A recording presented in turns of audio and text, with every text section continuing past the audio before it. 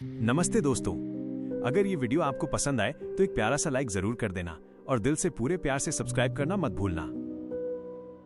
एक शांत और रहस्यमयी रात थी जब माया लाइब्रेरी रूम में बैठी गहरे विचारों में डूबी हुई थी। अचानक बिजली की तेज गड़गड़ाहट से उसकी तंद्रा टूटी और उसकी नजर कमरे की बड़ी सी घड़ी पर पड़ी। रात के 3 बज रहे थे। माया धीरे धीरे कदमों से कमरे से बाहर निकली। वो अपने शयन कक्ष में जाने ही वाली थी कि तभी उसे टीना के कमरे से आवाजें सुनाई दी। वो खुद से बुदबुदाई, इतनी रात को टीना किससे बात कर रही है? ये सोचकर वो दबे पांव टीना के कमरे की ओर बढ़ी। उसने देखा कि दरवाजा थोड़ा खुला हुआ है। उसने दरवाजा खोला और अंदर का दृश्य देखकर उसकी आंखें आश्चर्य से फैल गईं।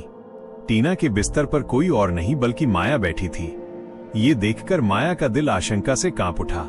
वो चीखकर टीना से बोली, ये कौन है टीना? तुम किससे बात कर रही हो?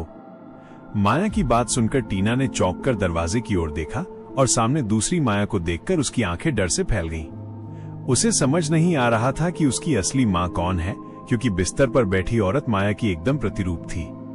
टीना चिल्लाकर बोली, तुम कौन हो?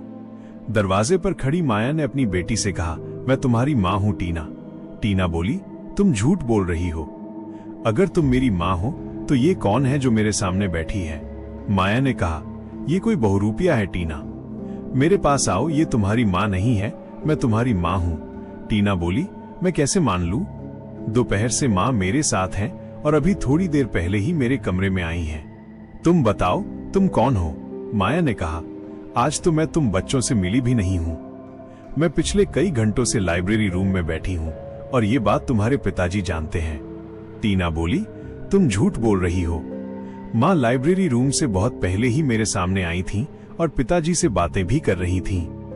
माया ने कहा, मेरी बात का विश्वास करो, मैं ही तुम्हारी मां हूं। ये तुम्हारी मां नहीं है, तुम मेरे पास आओ टीना, नहीं तो ये तुम्हें मार डालेगी। माया ने इतना कहा ही था कि बिस्तर पर बैठी दूसरी माया का चेहरा भयानक हो गया। ये देखकर टीना के रोंगटे खड़े हो गए। वो समझ गई कि बिस्तर पर बैठी औरत उसकी मां नहीं है, बल्कि दरवाजे पर खड़ी औरत ही उसकी असली मां है। टीना तुरंत दौड़कर अपनी मां से लिपट